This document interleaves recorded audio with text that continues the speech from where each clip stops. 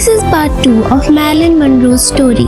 In part 1, we saw how a girl with a troubled past transformed into Hollywood's golden icon. But fame has a price. Behind the glamour was a woman battling heartbreak, betrayal, and a haunting loneliness.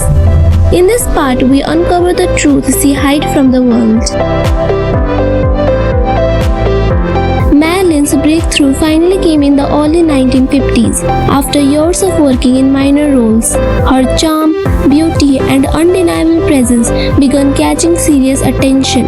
Films like All About Eve, Clash by Night, and Don't Bother to Knock showed her growing talent. But it was Niagara that truly launched her into stardom. Niagara showcased Marilyn as the ultimate femme fatale, turning her into a global symbol of desire. This was followed by Gentlemen Prefer Blondes and How to Marry a Millionaire, both released in 1953. These films made her one of the most bankable stars in Hollywood. Her performance of Diamonds Are a Girl's Best Friend remains one of cinema's most iconic moments. But behind the glamorous image, Marilyn was fighting to be taken seriously. 20th Century Fox continued to offer her roles that emphasized her looks over her ability. Determined to prove herself, Marilyn pushed for more challenging roles and succeeded. In Bus Stop, she earned critical acclaim, and in The Prince and the Showgirl, she held her own alongside Laurence Olivier. In 1954, frustrated with studio control, Marilyn made a bold move. She founded Marilyn Monroe Productions, one of the first female-led production companies in Hollywood. The company gave her more creative control and sent a clear message. Marilyn was more than a screen siren, she was a visionary. By the late 1950s, Marilyn Monroe was no longer just a rising star. She was a legend in the making. Her comedic genius exploded in Some Like It Hot, earning her a Golden Globe for Best Actress.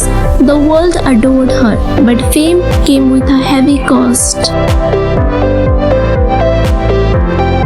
From the beginning, Marilyn's life was marked by instability. Her mother, Gladys, struggled with mental illness and couldn't care for her. Marilyn spent her early years in foster homes, always yearning for the love and safety she never had. At just 16, she married James Doughty in hopes of finding peace.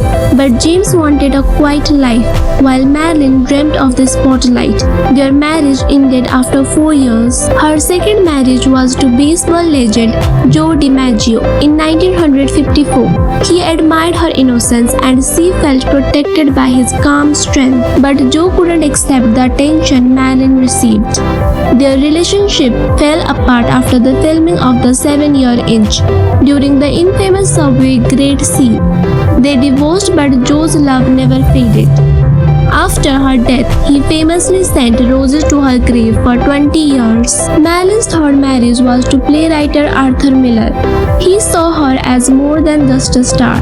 He saw her inner soul. But even this emotional connection wasn't enough.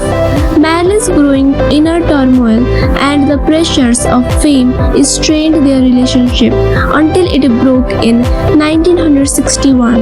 In between, there were various rumors about her affairs with the powerful men, including President John F. Kennedy. Their brief romance created a scandal, especially after Marilyn's unforgettable Happy Birthday Mr. President performance in 1962. Her rumored involvement with Robert Kennedy only deepened the mystery. Despite her fame, Marilyn remained a lonely soul, always searching for love and connection. She gave so much of herself but barely received the love she needed. While Marilyn's career soared, her private life was unraveling. She was underpaid, underestimated, and objectified. Early in her career, she posed nude for photographer Tom Kelly to make ends meet. Years later, without her consent, that photo was used for the first issue of Playboy in 1953. Rather than hide, Marilyn faced it with dignity. "I was hungry," she said, determined to control her image, she created her own production company and fought for stronger roles. But the emotional toll was severe. Marilyn battled depression, anxiety, and insomnia. She relied on pills and alcohol to cope and was even hospitalized during a breakdown. Locked in a psychiatric ward, it was Joe DiMaggio who eventually got her released. She never stopped searching for stability, for identity, for answers. She clung to old photos, hoping to discover the truth about her father, a man she never knew. Fame gave her the world's attention, but not peace. She was adored by millions, but felt invisible in her own life. On August 5, 1962, Marilyn Monroe was found dead in her Los Angeles home.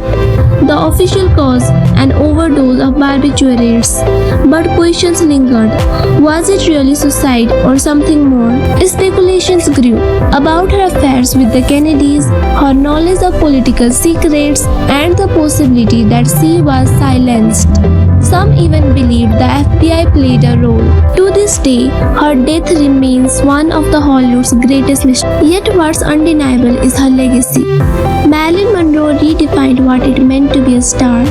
She was beauty and brilliance, vulnerability and power, all in one woman. She broke barriers, challenged stereotypes, and left an imprint that time can't erase.